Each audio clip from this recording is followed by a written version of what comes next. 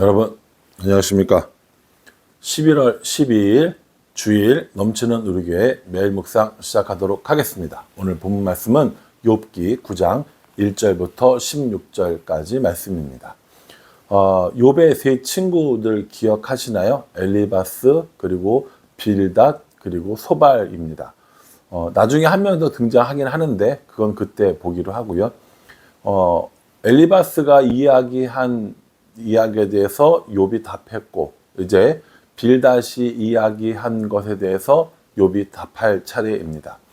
엘리바스와 빌닷이 계속 이야기하는 건 뭐냐면, 이렇게 까닭 없이 이렇게 고난이 있을 수는 없다. 너가 알지 못하는 죄가 있든지 또 너의 죄가 다른 것들이 있든지 하나님은 불의한 자를 징계하시는 분이지 까닭 없이 사람들을 괴롭히시는 분은 아니다. 하나님은 정의롭고 공의로우신 분이다. 라는 것을 계속해서 이야기하거든요. 그러니 엘리바스와 빌닷은 욥의 잘못이 무엇인지 시인하기를 바라는 마음으로 계속해서 이야기하는 것을 봅니다. 이 이야기에 대해서 욥은 뭐라고 이야기하냐면, 나도 안다. 나도 하나님이 얼마나 공의로우신 분인지 또 정의로우신 분인지 나도 잘 안다. 라고 이렇게 이야기를 합니다. 그것이 이제 오늘 본문 나오는 말씀인 거죠. 9장 1절에 이제 욥이 빌닷에게 대답을 하기 시작하고요. 2절 말씀에 보면 이렇게 얘기합니다. 진실로 내가 이 일이 그런 줄을 알거니와 인생이 어찌 하나님 앞에 의로우랴 라고 이렇게 얘기합니다. 인생이 어찌 하나님 앞에 의로우랴. 여기서 의롭다라는 것은 죄가 없는 것을 말하는 거겠죠. 죄를 짓지 않는 사람이 어디 있겠느냐. 사람이 아무리 의롭다 할지라도 하나님 앞에 의로울 사람은 아무도 없다라는 것을 이야기하고 있는 것이죠. 여러분도 욥처럼 생각하십니까? 하나님 앞에 의로운 사람이 아무도 없어 라고 이렇게 고백할 수 있습니까? 우리가 보통 교회 다니는 사람들이 항상 고민하는 것 중에 하나가 하나님 앞에 의롭다 하지 못하는 자신입니다. 우리 힘으로는 의롭다 할 수 없기 때문에 예수님의 이름을 힘입어 혹은 예수님의 십자가의 보혈을 힘입어 하나님 앞에 나아가는 그런 담대함을 얻게 되는 것이죠. 그런데 살다가 보면 살아가면서 우리의 크고 작은 죄로 인하여서 하나님 앞에 여전히 죄인처럼 두려워하고 또 떨리는 모습으로 살아가는 것이 우리입니다. 아무리 의롭게 사는 사람일지라도 혹은 그렇게 보이는 사람일지라도 하나님 앞에 의인이 하나도 없습니다. 우리가 하나님 앞에 죄인이라는 사실을 고백할 때 이 죄를 해결해 주시는 예수님이 필요하게 되는 거거든요. 그래서 전도하거나 상담을 할 때 가장 어려운 사람은 나는 죄가 없다라고 하는 사람입니다. 죄가 없다고 생각하기 때문에 예수님이 구원자로 필요치 않게 되는 거죠. 죄의 문제가 있고 그 죄의 문제가 심각하고 죄의 문제에 대해서 깊은 고민에 빠진 사람일수록 그 죄의 문제를 해결해 주실 유일한 예수님을 믿게 되는 겁니다. 오늘 욥이 하나님 앞에서 의로울 사람은 없다라고 이야기하는데, 오늘 우리는 어떠한 마음을 가지고 있는지 한번 생각해 볼 필요가 있습니다. 우리도 이렇게 예수님 앞에 혹은 하나님 앞에 의롭다 할 사람이 없는 그런 마음으로 살아가고 있는지, 혹은 하나님 앞에 나는 의인입니다, 나는 괜찮습니다, 이 정도면 훌륭합니다 라는 마음으로 살아가고 있는지 한번 돌이켜볼 필요가 있습니다. 뿐만 아니라 나는 의인이고 나는 죄가 없는 사람인데 너는 죄가 있고 너는 의인이 아니니 나의 정죄를 받아라 라는 이런 마음으로 혹시 살아가고 있는 것은 아닌지 우리 마음을 들여다볼 필요는 있습니다. 다른 사람들을 정죄하고, 그러니까 죄 있다고 이야기하고 다른 사람의 잘못을 찾아내고 다른 사람들을 지적하기 좋아하는 사람일수록 마음속에 자신이 얼마나 의로운지를 내세우는 사람이라고 볼 수 있습니다. 그러니 자신의 죄는 보이지 않고 남의 죄는 보이게 되는 것이죠. 이러한 자세는 바리새인들에게서 우리가 자주 찾아볼 수가 있습니다. 바리새인들이 예수님에게 그렇게 야단을 맞고 그렇게 혼이 나고 심지어 욕까지 들었는데, 그렇게 했던 가장 큰 이유가 뭐냐면 죄인이 아닌 것처럼 사는, 하나님 앞에 자신의 의로움을 드러내고 싶었던 사람처럼 살아갔던 그들의 모습 때문이었습니다. 오늘 이 말씀을 묵상하면서 나도 이렇게 하나님 앞에 나의 의를 내세우고 다른 사람보다 내가 낫다라고 하면서 살아가는 것은 아닌지 한번 돌이켜보게 됩니다. 욥은 이렇게 하나님 앞에 의로울 사람이 없다라고 이야기하면서 욥이 알고 있는 하나님이 어떤 하나님인지를 고백을 하고 있습니다. 4절부터 11절까지 말씀해 보면 그가 이렇게 시작하거든요. 여기서 그는 하나님을 의미합니다. 4절 말씀 한번 읽어보겠습니다. 그는 마음이 지혜로우시고 힘이 강하시니 그를 거슬러 스스로 완악하게 행하고도 형통할 자가 누구이랴, 이렇게 얘기합니다. 하나님 어떤 분이라는 거예요? 마음이 지혜로우시고 힘이 강하신 분이라고 얘기합니다. 그러면서 하나님은 이런 분이고 하나님은 이런 분이고 하나님은 이런 분이기 때문에 라고 이야기하고 있거든요. 여러분, 제가 다 이야기하진 않지만 여러분께서 욥이 하나님을 향해서 무엇이라고 고백을 하고 있는지 한번 꼼꼼히 살펴보면 좋을 것 같습니다. 4절부터 11절까지는 그가 라고 나오고요. 12절부터 13절에는 또 하나님이 라고 나옵니다. 그러니까 이 4절부터 계속 16절까지 이어지는 내용 중에 하나님이 어떤 분이신지를 이야기하는 거예요. 결국 하나님 어떤 분이시라는 거예요? 하나님은 의로우신 분이라는 겁니다. 욥이 알고 있는 하나님은 의로우신 분이고 공의로우시고 공평하시고 악한 자를 멀리하시고 악한 자를 징계하시는 분, 이런 하나님임을 나도 알고 있다라는 것을 이야기하고 있는 것이죠. 엘리바스나 빌닷이 계속해서 이야기하는 건 너에게 있는 죄가 있으니 고백을 해라.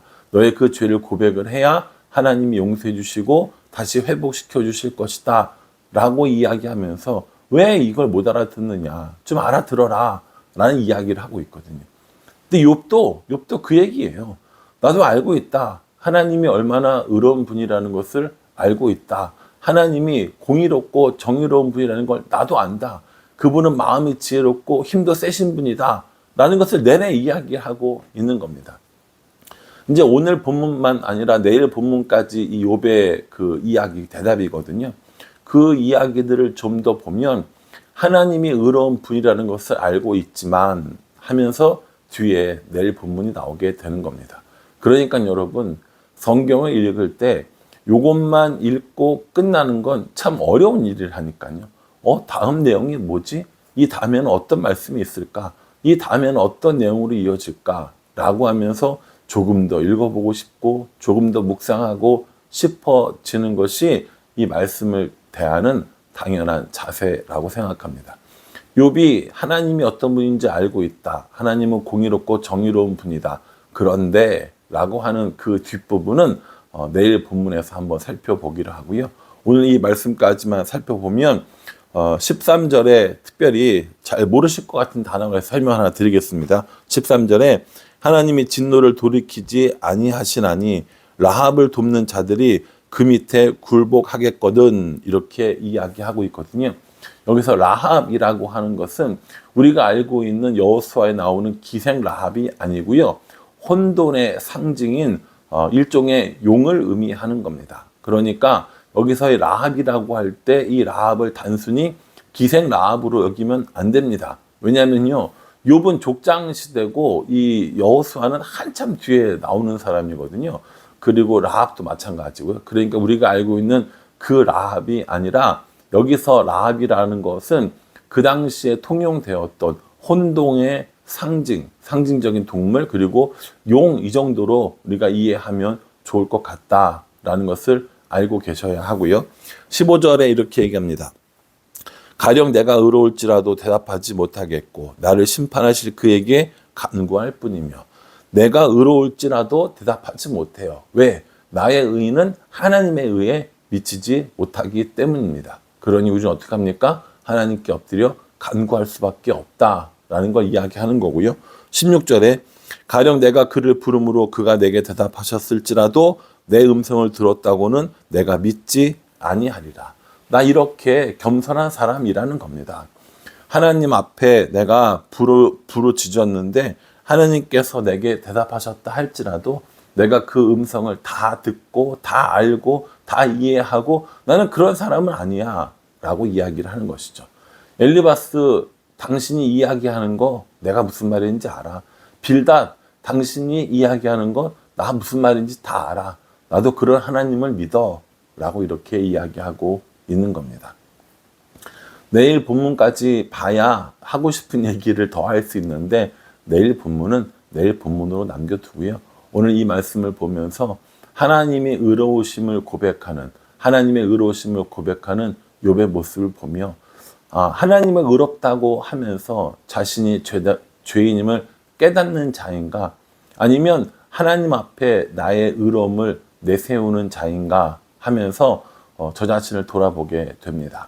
오늘 주일이거든요. 우리 예배 드리잖아요. 오늘 또 세례식도 있고 여러 가지 이런 일들이 있는데 예배를 드리고 설교를 하면서 그것이 마치 사람들에게 야단을 치듯이 왜 이것도 모르냐라고 하듯이 그렇게 이야기한다면 여전히 저의 모습도 이 엘리바스와 빌닷의 모습과 하나도 다를 바가 없을 거라고 생각합니다.